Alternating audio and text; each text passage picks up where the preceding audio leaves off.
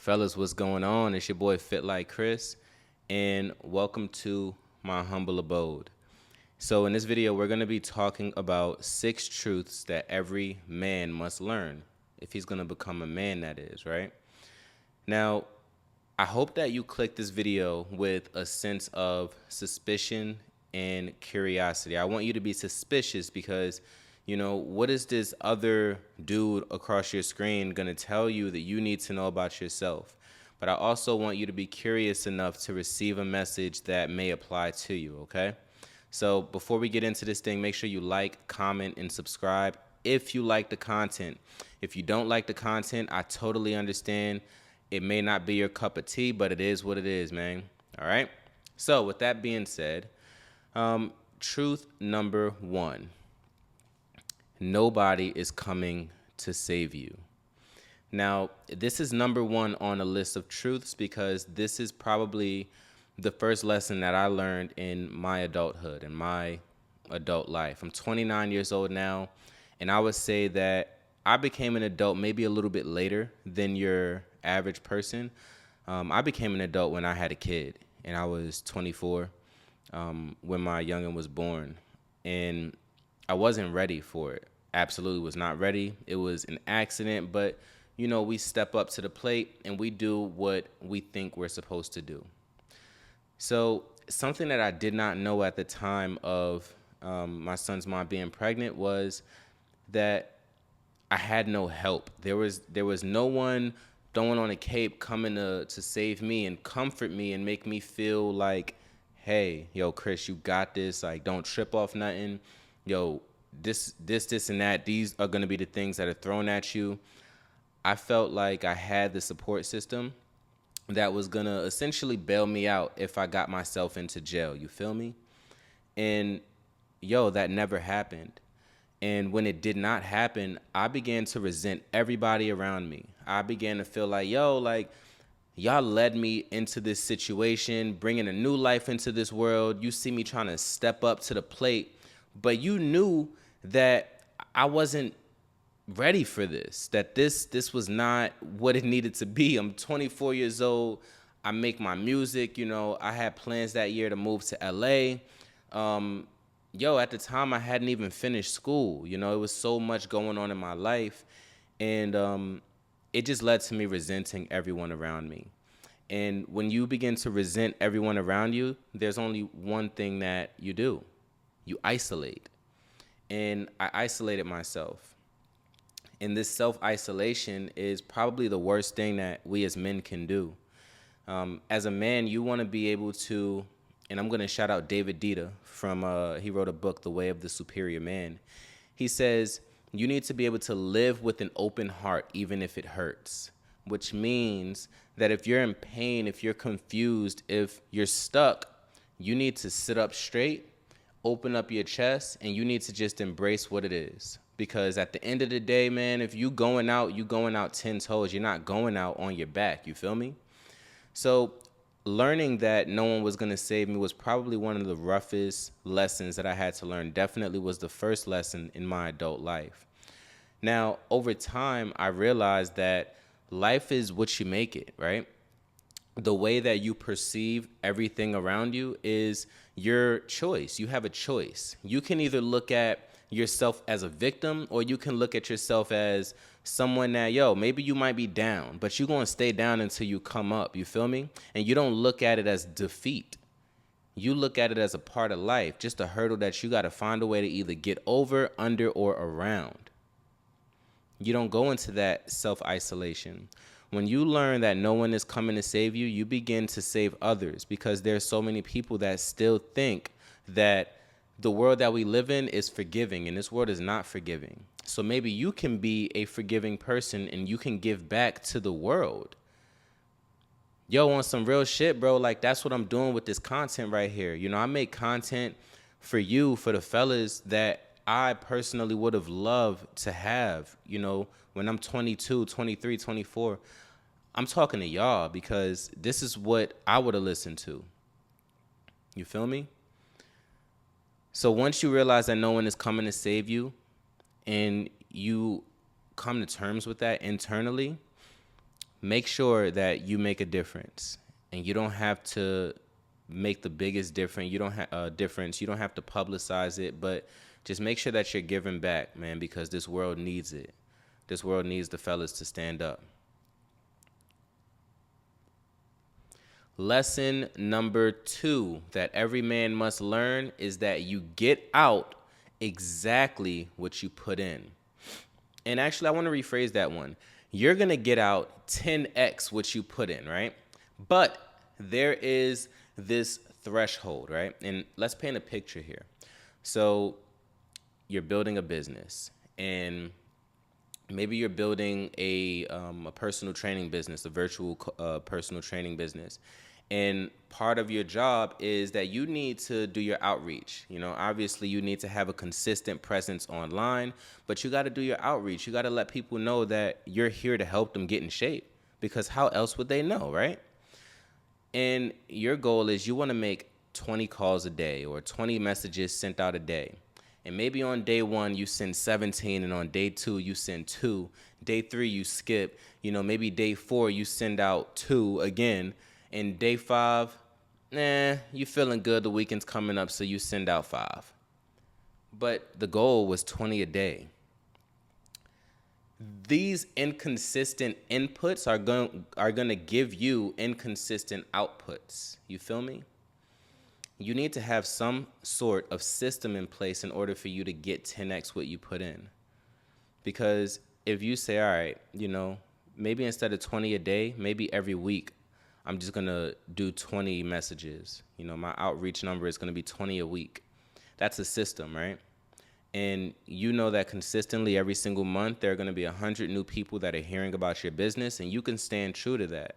But if you set a high expectation and you give a lackluster ass performance or effort trying to make that happen, your business is going to produce you lackluster ass results. And take it from me, because I was the personal trainer online giving half-ass effort and wondering why my results weren't what I wanted them to be.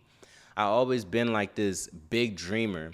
I paint these pictures in my head, but when it came to doing the work, I didn't create the systems. So I wasn't getting out of it what I was putting in.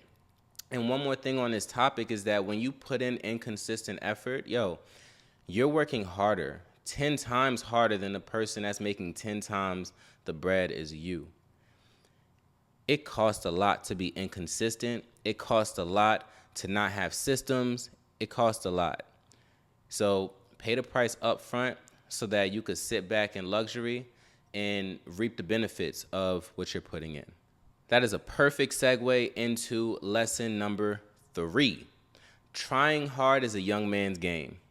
All right?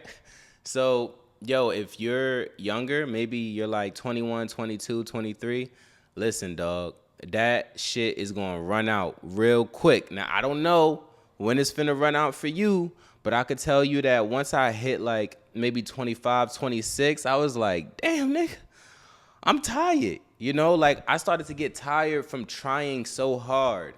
My energy didn't drop. In fact, I'm 29 now. I feel younger than I've ever felt. But what I mean when I say trying hard is going hard, grinding, hard work. Wouldn't you rather put in a moderate amount of work and reap the benefits of someone that works hard? This paradox of hard work came from maybe like the 1950s, 60s, when the whole blue collar worker thing came into play. And it was a big deal for the men to go out there and work hard, come home super sweaty, and you put that work in, and your wife is at home, she's taking care of the kids, and you got you a nice meal when you come inside. Hard work is a thing of the past. And in the world that we live in now, it is more important than it ever has been to have systems. You need to have systems in place that are going to allow you to put energy where it needs to go. You don't want to put all of your energy into your active activities, because active activities are not what creates systems. I repeat that again. Active activities do not create systems. Systems are meant to work when you go to sleep. In active activity, you have to be awake and you have to be focused on it. It's like me shooting this video. It won't get shot unless I shoot it, right? But if I have systems in place and I say, all right, yo, I'm going to just upload like 10 videos to YouTube and schedule it to go out Monday, Tuesday, Wednesday, Thursday until, next Wednesday, that's a system, right? So when I wake up in the morning and at 8 a.m. or whenever my videos drop, and I'm still wiping the damn boogers out my eye, but my video is up and it's running up them numbers. You feel me? Stop working hard. That is a young man's sport. And the younger you are when you realize this, the more wealthy, the more successful you will be. On God. Number 4, health is wealth.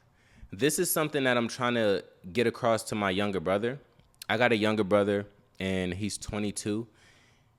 And this dude swears that I'm old and he's young. And I'm like, bro, 7 years is really not that long. So the way that you're treating your body at 22, it's really going to matter. I don't know about you, bro, but like, when's the last time you've been to the doctor and got a checkup? I am in the fitness industry. I'm still a coach, a certified kettlebell instructor. I've done group fitness. I work with one-on-one clients. I do all that shit, right? Nutrition, everything. My girl makes me eat quinoa. Bro, I'm healthy as shit. I went to the doctor earlier this year and found out that my A1C was a little bit higher than it needed to be. And they're like, oh, like, we think that you're in the pre-diabetic range. Yo, let me reassure you, I cleaned that up. It definitely got cleaned up quickly. But hearing that your health is not where you think it's at when you're this healthy person, yo, that's a scary thing. It's very scary. And if you're going to make an impact, the odds are you're probably going to want to be here for a long time to enjoy it and, for your lineage to enjoy it and your family to enjoy it. Health is wealth. And stop fooling with that shit. Stop fooling with no sleep. You feel me? Go to bed. Stop burning your eyes out by watching the TV. Stop doom scrolling on social media. Stop getting involved in everybody else's business. Stop not having a plan for yourself. Stop stressing over things that do not involve you. I mean that shit, yo. Your health is wealth. And if you ain't healthy, you can't help nobody. So be selfish when it comes to your health. I'm telling you. Number 5, your emotions do not matter. This one is some heat. Your entire house can burn down. Your entire world can crumble. Everything can go wrong for you. And it doesn't matter. Nobody cares. Nobody cares, bro. Nobody cares. Nobody cares. Even if they say they care, maybe their ego cares. They're like, oh my God, I'm thinking of you saying a prayer. But deep down inside, they got their own shit bubbling. And yo, if they had to choose between themselves or you, they choosing themselves. You think that I care more about you than I care about me? Hell no, I don't. So your emotions really, really do not matter. This is something I just learned within the last year. Use your emotions as a compass, okay? So, a compass tells you what direction to go in. So if you feel a positive emotion, joy, happiness, or ambition, or discipline, any sort of positive emotion, you want to put more energy there and you want to go in that direction. But if you feel a negative emotion, uncertainty, you're not really like vibing with something, anger, concern, jealousy, whatever, you want to take energy away from there and you don't want to continue going down that path. But your emotions do not matter. And your emotions will get you, I'm going to say something that the old heads used to tell me. Your emotions, they will write a check that your ass cannot cash, boy. And you don't want that shit to bounce, okay? So control your emotions. If you ever feel like your emotions are getting out of hand or a situation is getting to a level where you can't de-escalate it, your best bet is to just do nothing. Take a walk. I actually just took a walk right before I shot this video. Take a walk with no cell phone, no music, no nothing, and just walk. Move your body. The human body is meant to be moved every day, multiple times a day. And if something is that heated, you want to give it a little bit of time to fester, a little bit of time to marinate, so that you can go at it with a clear, level head. The best version of you knows how to control their emotions, all right? So start practicing today. Last but not least, let me sit up straight for this one. Last but not least, gang, is to say no. Say no. Say no. If you got to say yes, it should be like a 9-to-1 ratio, right? No to yes. No to yes. Say no 9 times and say yes once. The reason that you want to say no so much is because saying no, it gives you a sense of control. You feel a little bougie, I should say. You understand, like, yo, majority of shit that's going on around you, it really is a waste of time. And you don't want to waste your time because time is the one resource that you can't get back. You could blow your money, but you can't get back your time. You feel me? Don't waste it. So say no to the conversation that shorty want to have on the phone because that shit ain't doing nothing for you. And quite frankly, you don't even have goals for yourself, and you're going to be on the phone with shorty talking about absolutely nothing. Say no. Say no to the bad food because guess what? You're going to be hungry in about an hour anyway, but you're about to spend $30 on a burger and fries from Five Guys. You know, maybe let's do a better option. Say no to crashing out because your emotions are getting out of hand. Because guess what? In 24 hours, you're going to regret your decision. And then you're going to be the asshole that's apologizing. No, I'm sorry. I shouldn't have acted like that. Say no. Say no to yourself when you want to sit there and distract yourself. Say no to yourself. That's who you really got to say no to. When you say no to yourself, oh, it just feels so good. It feels really, really good, man. So start saying no. And everything in life, including people and money, will be 10x more attracted to you once you begin to say no. No. I might title this damn video, No. Anyway, gang, I really hope that this video left the imprint, left the mark, you feel me? And you pondering on some of these ideas. Yo, send this to your homeboy that may need to see this shit. Let him know how dope your boy Chris is. You feel me? Make sure you like, comment, and subscribe. I'm assuming that if you made it this far in the video, you really, really rock with the content. So drop me a like, hit the subscribe button, and drop a comment too. I feel like the comments are really, really underutilized, at least on my channel. So use that shit. I will respond back to you, and I may even make a video responding to your comment. You feel me?